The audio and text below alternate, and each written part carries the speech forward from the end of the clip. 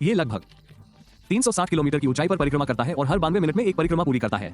ISS का निर्माण एक अंतर्राष्ट्रीय सहयोगात्मक प्रयास के तहत किया गया था। इसका पहला मॉड्यूल रूसी जारिया था, जो शुरू में सभी आवश्यक कार्यों के साथ अंतरिक्ष स्टेशन के आधार के रूप में कार्य करता था। इसे 20 नवंबर 1998 को प्रक्षेपित किया गया था।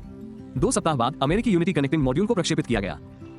में पहले 2 मॉड्यूलों से जोड़ा गया। आईएसएस का अतिरिक्त मॉड्यूलों, एकीकृत ट्रस्ट संरचना और संबंधित उपकरणों द्वारा और विस्तार किया गया। फरवरी 2020 में प्रक्षेपित किया गया।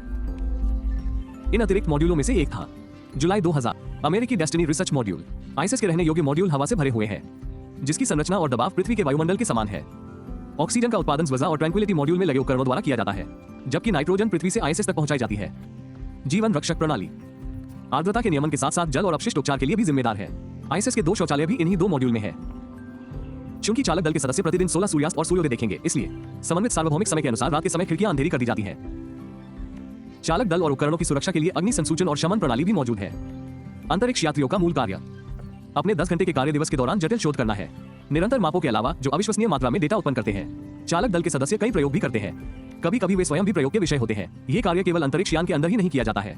अंतरिक्ष यान के चालक दल के सदस्य अंतरिक्ष में चहलकदमी के दौरान रखरखाव और मरम्मत के कार्यों के साथ साथ नए बाहरी प्रयोग भी करते हैं, जिन्हें आधिकारिक तौर पर बाह्यवाहन गतिविधि कहा जाता है। अंतरिक्ष में चहलकदमी कई प्रकार की होती है। हम बंधे हुए और बिना बंधे हुए अंतरिक्ष चक्रों के बीच अंतर कर सकते हैं। बंधे हुए अंतरिक्ष चक्र में सुरक्षा तैयार अंतरिक्ष यात्री को अंतरिक्ष यान और जीवन रक्षक प्रणाली से जोड़े रखता है। बिना बंधे हुए अंतरिक्ष चक्रों में स्पेस सूट या संलग्न उपकरण आवश्यक ऑक्सीजन और दबाव प्रदान करते हैं और एक पैदलेबाजी इकाई का उपयोग किया जाता है। बाहरी रोबोट भुजाएं बाहरी अंतरिक्ष में किए जाने वाले कार्यों को बहुत सरल बनाती है। आईएसएस का मुख्य रोबोट भुजा, जिसे कैनाडियम 2 कहा जाता है, अंतरिक्ष स्टेशन के विस्तार और रखरखाव दोनों में महत्वपूर्ण भूमिका निभाता है।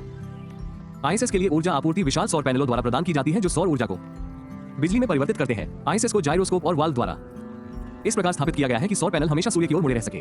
कक्षीय अवधि के कारण चार्ज की गई बैटरियां अंधेरे में निरंतर ऊर्जा आपूर्ति प्रदान करती हैं। सबसे बड़े और सबसे महंगे अंतरिक्ष यान में से एक है। अंतरिक्ष अन्वेषण के इतिहास में अपने करियर के अंत में आईएसएस को एक नियंत्रित कक्षा में स्थापित किया जाएगा। Game over.